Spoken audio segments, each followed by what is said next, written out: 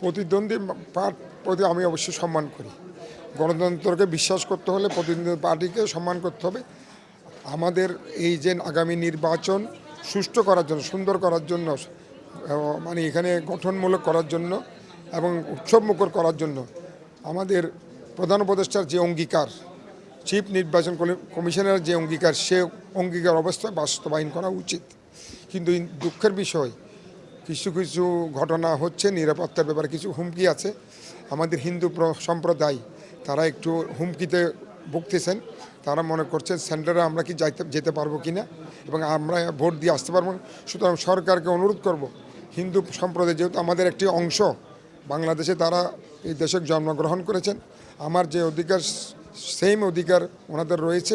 হিন্দু সম্প্রদায়, বৌদ্ধ সম্প্রদায়, চাকমা সম্প্রদায়, সবার খ্রিস্টান সম্প্রদায় সবার রয়েছে। আমি আশা করব সরকার এই ব্যাপারে পর্যাপ্ত নিরাপত্তা দিয়ে যেসব ঝুঁকিপূর্ণ কেন্দ্র আছে এবং বিশেষ করে রিমোট এরিয়াতে এগুলিতে সরকার বিশেষ করে নজর দিবেন এবং আইনশৃঙ্খলা পরিস্থিতির যেগুলি অবনতির ঘটনার সম্ভাবনা রয়েছে, গোয়েন্দা বাহিনীর মাধ্যমে এগুলিকে আরও তৎপর হয়ে এই আইনশৃঙ্খলা বাহিনীকে যেন আরও শক্তিশালী কাজ করে, কঠোরভাবে কাজ করে এগুলিকে দমাতে পারে এবং সুন্দর পরিবেশ দিয়ে যে অঙ্গীকার প্রধান উপদেষ্টা করেছেন 12 তারিখ সে অঙ্গীকার যেন ঠিক থাকে, সেটাই আমাদের প্রত্যাশা। বিএনপি একটি বাংলাদেশের সর্ববৃহৎ দল, গণতান্ত্রিক দল। গণতান্ত্রিক সংগ্রামে বিএনপির যথেষ্ট ভূমিকা ছিল।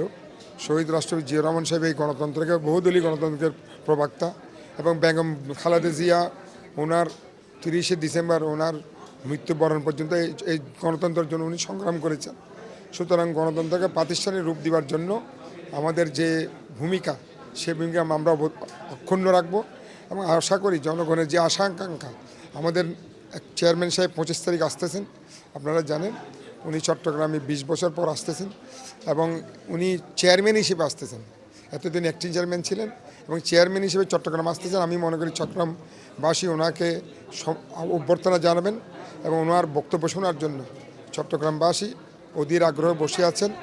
আমি সবাইকে অনুরোধ করব চট্টগ্রাম মহানগর বিএনপির আহ্বায়ক হিসেবে আমাদের নেতা তারেক রহমান সাহেবের সেই 25 তারিখ 10টার সময় পোলো গ্রাউন্ড মাঠে উপস্থিত হওয়ার জন্য।